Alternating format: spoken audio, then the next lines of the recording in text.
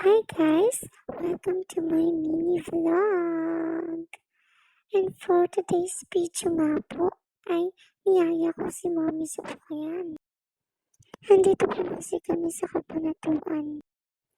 Kasi po mag-birthday yung anak kong lalaki sa June 21. Nabanggit kasi ni Mommy na may ukayan daw dito na mura lang. Ang ganap kasi namin sa birthday ng anak ko ay magsiswimming kami. Kaso wala akong nadala na swimsuit. Kaya sabi ni Mommy, meron daw siyang nakitang ukayan na mga swimsuit ang binibenta. Sayang at di ko na nabidyohan.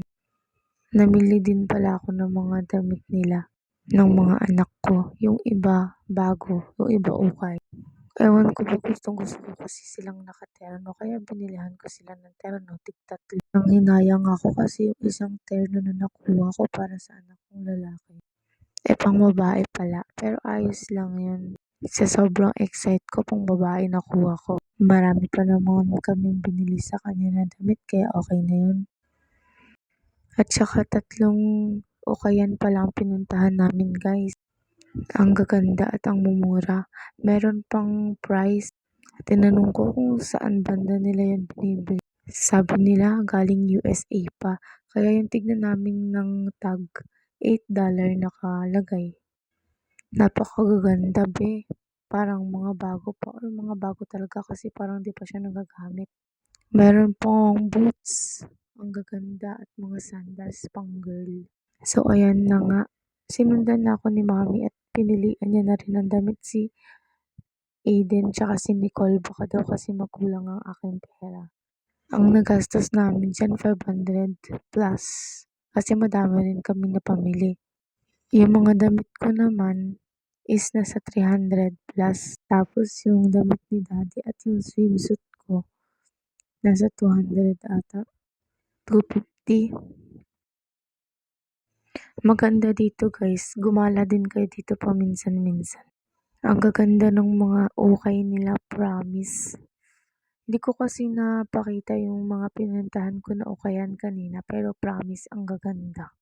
Talagang nagugulat yung mga tao sa akin kanina kasi wow! Napapawaw ako sa sobrang ganda ng damit. Ako lang ba yung ganun? Makakita lang ako ng damit napapawaw na ako. Ayan, nakitaan ako ni Mommy ng bathing suit. Pa-aura-aura pa to. Gawa ni Mommy yan. Nananahi kasi si Mommy. Gawa niya yung damit ko. Tapos, nakakita siya ng bathing suit. Repair na lang yun. Tapos, ayan, namili-mili na rin si Mommy ng damit ng kapatid ko. Ito lang naman ang ganap namin.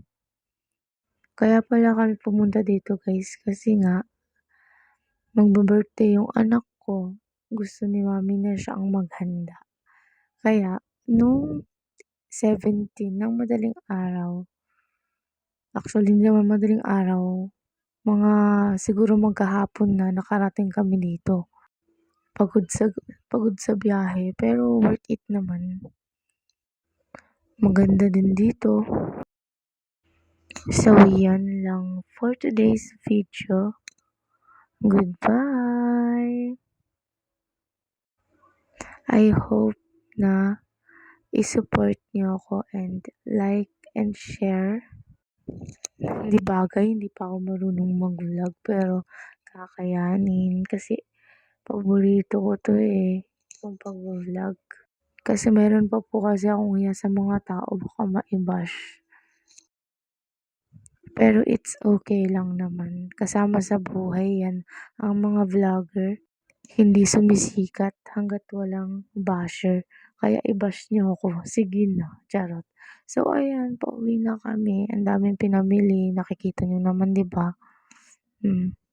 Ang gaganda pa yan, Day.